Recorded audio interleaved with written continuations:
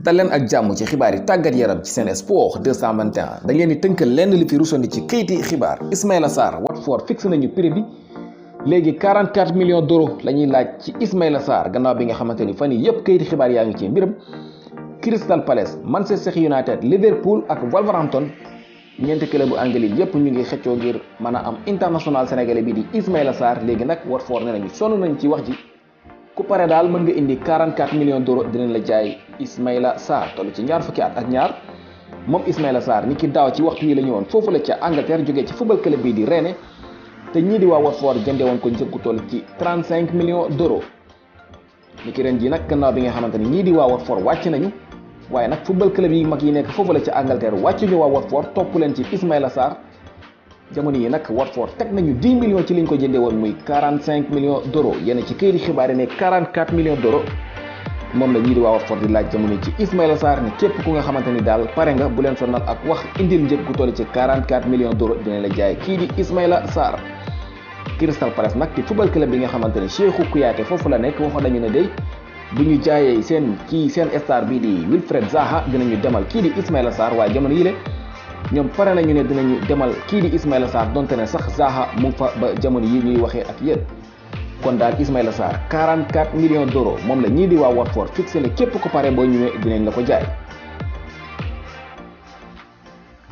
Souleymane Aw nekk jeune défenseur sénégalais bi nga xamante ne kii di xibaar doon nañu xam ne ñii di waa FC Barcelone ñu ngi ko doon topp jamono yi la yépp léegi coow li jeex na kii di Souleymane Aw signé na ak football club bi ñuy wax Gil Vicente nekk foofu la ca première division bu Portugal. moom jeune défenseur sénégalais bii di Souleymane Aw toll ci ñaar fukki at ak benn signé na contrat bu toll ci ñetti at ak football club boobulee di Gil Vicente nekk ci première division bu Portugal. moom Souleymane Aw judd ci atum 1999 joué ñaari coupe d'Afrique ak U20 bu Sénégal atum 2017 ak atum 2019 joué itam benn coupe du monde ak U20 bi ci atum 2017 jamono yi kayiti xibaar yi doon nañu xam leen ngay kii di Souleymane Aw ñii di waa FC Barcelone ñu ngi ko doon topp jamono yi la yépp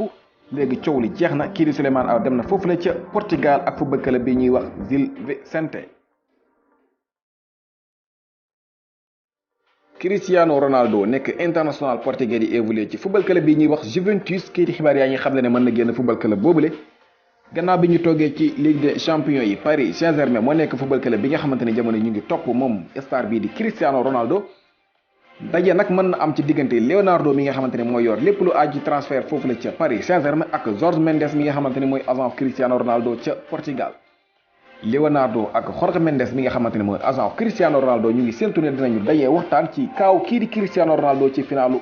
Ligue des champions yi nga xamante ne ñu ngi ko dëgmal te mu war a xewee foofu la ca Portugal. mbokk yi loolu moo fi rusandi woon ci tënkum xibaar ngir bañ dara rëcc ci leen da ngeen di dal di abonné ci seen bi di Sen Sport 221 the best sport channel.